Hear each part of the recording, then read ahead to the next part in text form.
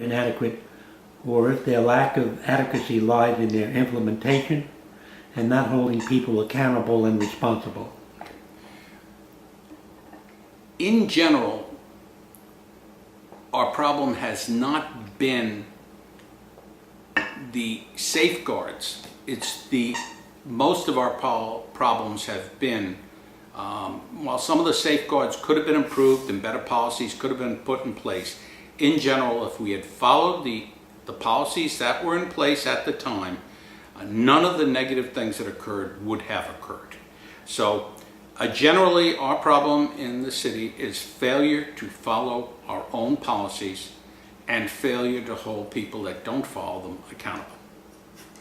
And that I am convinced. I've just seen too much of it. It is an accountability problem. It is not a lack of proper policies. And I would think that's still happening. Would you agree? It would appear that it is still happening. And again, it gets difficult. And I understand. I was staff here in the city. No one wants to wash their dirty laundry in public. So there's a natural tendency to keep things quiet that don't go well. And I understand that. We all do that. No one likes to go out and announce mistakes and the like. But I'm seeing too many of them by accident to feel good about how we're proceeding. We need to become more accountable. There's something still wrong. Manager Casella's standard retort appears to be that things are getting better and give him more time. Yet in the past month we've heard and witnessed problems with the medians, fuel dispensing records, bank reconciliations, release of personal employee information, road repaving, facilities maintenance, and the Dunlawton Boatyard project. Do you share Mr. Casella's confidence that things are indeed getting better? No, I do not. And I've told him that. I am now questioning whether things are getting better. And that's too broad a question, in the sense, too broad of a statement, things are getting better. Some things may be getting better, but on the average there's still a great deal of things that need to be done. I'll give you my favorite example because it's easily understood. Facilities maintenance. Complained about facilities maintenance, and the complaints came out of a series of experience with our roofs of our buildings, where we spent very close to $1 million repairing roofs. The price never should have been that high, but the neglect in taking care of them in the interim led to further problems. So what we did was we hired a facilities manager. I foolishly, issue solved, got a process in place, no problem. Much to my surprise, over the last year, facility problems continue to plague the city. And as you know, at the last meeting, I've taken a new tact, and the new tact is I'm no longer taking anyone's word for anything. I'm going to be polite and pleasant, but I'm going to follow Ronald Reagan's comment, trust but verify. So we're now talking about, I have asked and got council agreed, we are now putting into place inspections, feedback, and accountability processes. And the city manager is preparing them, and he has 60 days to bring it to the council, and then we'll approve them, and then they must be followed. Do you think that the council in general, the city council members, have been assertive enough to get some reforms in place? No, we have not been assertive enough. And let me say something in behalf of council. We have good people on council, and I'm not going to question the motives of anyone on council. The problem with council is, for most of us, we don't have the broad experience in whether it be the building trades, whether it be in finance, whether it be in a lot of areas. So it's very hard for council to understand when they're told everything's all right. I'll give you a classic discussion I once had with a city staffer. Luckily, if I hadn't been trained in the area, and this occurs to this is tied into our finances. When we find out we're charging the wrong rates, not only in the shores but other places, we were charging, I think, 300 of our rates were wrong out of 600. Okay.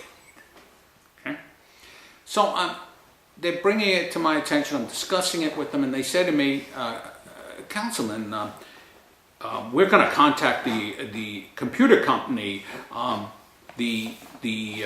There's a major screw up with them, and we're going to hold them accountable for this, and et cetera, et cetera. If I hadn't had a computer background and worked on our own computers in Port Orange when I was police chief, I would have believed it.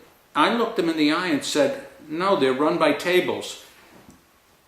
If the computer program is written improperly, it won't run. If it's running, then there's some, and the numbers are coming out wrong, then the numbers were put in wrong. It's an in-house problem, not a computer company problem. And that was the beginning of our discussion and the problems we had and that we discussed ad nauseum about all of our rate structures. So part of the problem with council is we're citizens who are elected to council seats that don't often have all the requisite knowledge. And number two, we're all good people. So you want to trust and believe what you're told. And I think one of the slogans I would have to my council brethren is trust but verify, because you can't trust. Bob, would you care to comment on the Atlantic Marine dispute that's going on with the neighbors of that community? Okay. Now, I'll be upfront. I have to be cautious in what I say, because at some point I may have to assume a quasi-judicial and resolve some of the problems that occurred. I'm going to make two statements. One, our zoning codes, our land use plans are all I'll call you back later. in conflict. They're problematic. We badly need to make sense out of our land use. Okay. Sorry. Okay, let me start that over again. Okay. Two major problems I can comment on. One is our current land use maps, our land use designations, our zoning codes are frequently in conflict with each other. This is unacceptable. This puts us all at risk for lawsuits. It confuses the process and drives everyone crazy. So we need to be able to stop. We need to go back and fix all that. Second problem, our process, how we're handling it, what came out in the Marine thing is I feel sorry for the neighborhood and I feel sorry for the developer, okay? Because the process is so flawed and so confusing and so uncertain and explosive, because it blows up at times. This is no way to run a business. Our community development, our whole code process needs to be rethought and made into a clear process and an open and transparent process. Until we do that, we're going to continue to have messes like this last one. Thank you.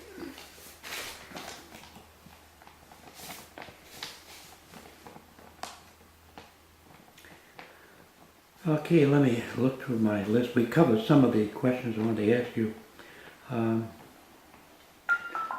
Is there reluctance by the city council to put real pressure on city workers to fulfill their responsibilities?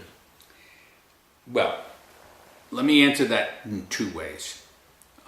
Answer number one is we are not supposed to put any pressure on any city employee by charter. Okay. The pressure we can put on is on the city manager, and it's his responsibility to put pressure on employees. Okay. Now I'm going to answer that question in light of that. I don't think that we as a council, me included, have given a sufficiently strong